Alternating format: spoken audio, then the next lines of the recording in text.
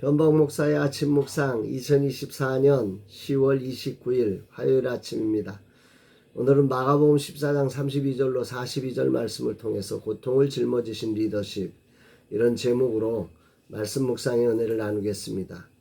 어제 작은 교회 신방을 다녀왔습니다. 부름을 받고 부교육자와 복지사역으로 일하시다가 작년 개척하고 얼마 전 이전한 교회입니다.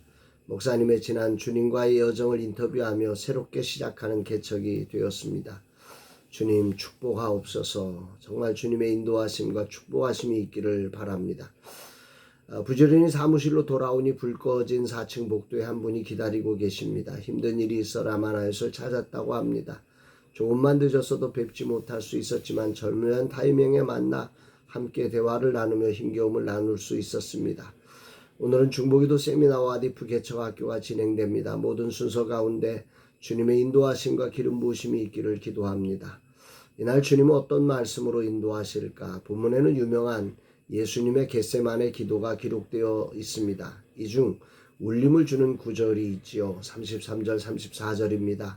베드로와 야고보와 요한을 데리고 가실새 심히 놀라시며 슬퍼하사 말씀하시되 내 마음이 심히 고민하여 죽게 되었으니 너희는 여기 머물러 깨어있으라 하시고, 이 구절에서 예수님이 심히 놀라시며 슬퍼하셨다, 더 나아가 심히 고민하여 죽게 되었다 말씀하십니다. 예수님께서 심히 슬퍼하시고 놀라시고 고민하고 죽게 되셨다고 하는 이 표현은 그분의 감정적으로 예수님께서 얼마나 극심하게 고통 속에 계셨는지를 우리에게 이렇게 알려주는 표현인 것 같습니다. 이것을 좀 더 말씀을 묵상을 해보면 놀라시다라고 하는 그 단어는 헬라어로 예기치 못한 엄청난 심리적인 충격과 두려움을 표현하는 단어입니다. 일상적으로 우리가 뭘 두려워한다 이런 것보다 훨씬 더 강한 엄청난 감당할 수 없는 그런 충격적 두려움, 이것이 바로 놀라시다라고 하는 단어가 쓰인 그 헬라어의 뜻입니다. 예수님께서는 다가오시는 십자가의 고난과 죽음을 본격적으로 직면하시면서 그 무게에 눌리신 상태가 말로 표현할 수 없을 정도로 한마디로 깊은 충격과 두려움을 주는 그런 엄청난 것이었다는 거죠.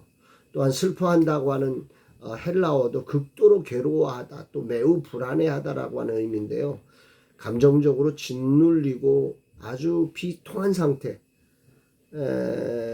정말 괴롭고 슬프고 안타깝고 하는 그런 감정을 표현하는 거죠. 그 이유도 똑같은 거 아닙니까? 모든 인류의 죄를 대신해서 희생하셔야 하는 고통을 감내해야 하기 때문에 인류의 죄짐을 짊어지는 무게감이 얼마나 무겁고 힘겨운 것인지를 보여주는 장면입니다. 이 말씀을 이렇게 묵상을 하면서 죄가 가진 심판의 무게감이 얼마나 심각한 것인지, 죄의 삭은 사망이라는 말씀이 어떤 의미인지를, 그리고 그 무겁고 힘겹고 감당할 수 없는 충격과 두려움과 그 슬픔을 묵묵히 짊어지신 주님을 이 아침에 묵상을 하게 됩니다. 한마디로 예수님은 지금 육체적, 정신적 모든 면에서 완전히 이 죄짐을 짊어지는 것에 그 하나님의 진노 앞에 압도되어서 그 고통 속에 있음을 고백하고 있는 거죠. 얼마나 이게 힘들고 얼마나 아프고 얼마나 슬픈 것인지를 이 장면에서 우리가 묵상을 할 수 있습니다. 완전히 하나님이시면서 얼마든지 이 자리를 피할 수 있는 분이시지요. 끝까지 완전한 인간으로 이 고통을 그렇게 직면하시며 감당해 주신 주님의 큰 사랑을 이 아침에 깊이 묵상을 하게 됩니다.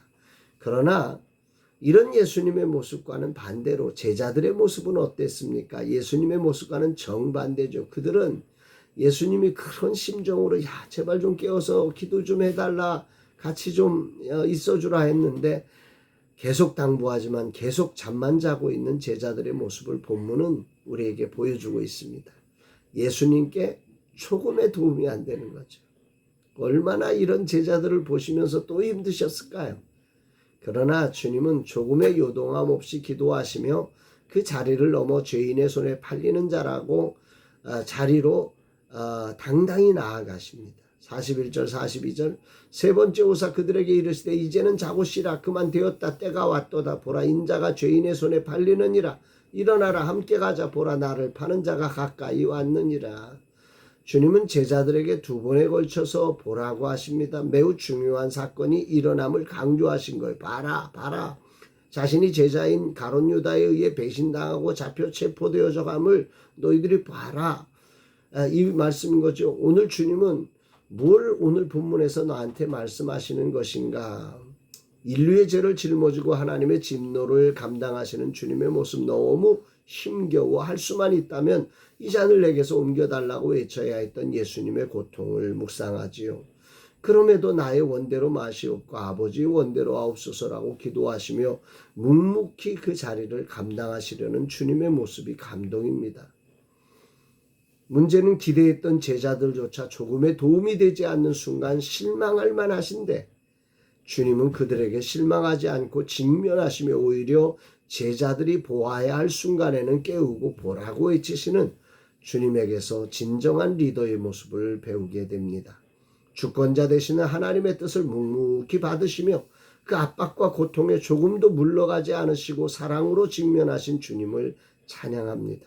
실망스러운 제자들을 포기하지 않으시고 또한 그 제자들에게 분명한 것을 보게 하시는 주님을 찬양합니다.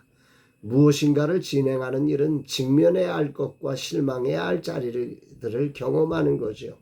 너무 힘겹기에 직면을 피해 가려는 유혹이 있고 실망이 되는 자리에서는 외면하려는 유혹이 있습니다. 오늘 예수님의 짊어지신 무게와는 감히 비교조차 할 수 없지만 내게도 짊어져야 할 무게가 존재하고 또 실망스러운 이들이 있습니다. 이런 순간 주님은 이 말씀을 통해 예수님처럼 짊어지고 실망스러운 이들을 품어주는 리더의 자리를 닮아가라고 하시는 거지요. 아멘입니다. 주님이 맡겨주신 자리에 이 종이 짊어져야 할 것이라면 그 어떤 것이든 짊어지겠습니다. 주님의 사랑을 받은 자로서 나를 위해 고통당하신 주님을 바라보면서 저도 그 짐을 짊어지겠습니다. 그리고 실망스러운 이들을 품어주며 기다리며 포기하지 않고 깨워 함께 가겠습니다. 오늘도 성령으로 이 종을 붙잡아 주셔서 이 주님의 길을 걷는 종이 되게 하여 주옵소서 고백하게 됩니다. 사랑하는 여러분들은 오늘 이 세상을 살아가면서 여러분이 직면해야 될 무거운 짐들이 무겁지는 않으십니까? 또 그런 걸 열심히 짊어지고 가는데 주변에 있는 사람들이 여러분을 실망시키고 있지는 않습니까? 그래서 가던 길을 돌아서고 싶은 마음의 유혹도 오지 않습니까? 그러나 이 길을 묵묵히 걸어내셨던 예수 그리스도, 우리의 길 되시고 진리 되시고 생명 되신 예수 그리스도를 따르는 크리스천으로서 이 자리에 누구의 본을 따라서 가야 하겠습니까? 오늘도 그럼에도 예수님처럼 묵묵히 우리에게 주어진 책임져야 할 그 부분을 책임지고 실망스러운 이들을 사랑으로 품어내며 제자로 세워가는 저와 여러분들의 삶 되기를 주의 이름으로 축복합니다. 사랑합니다, 여러분.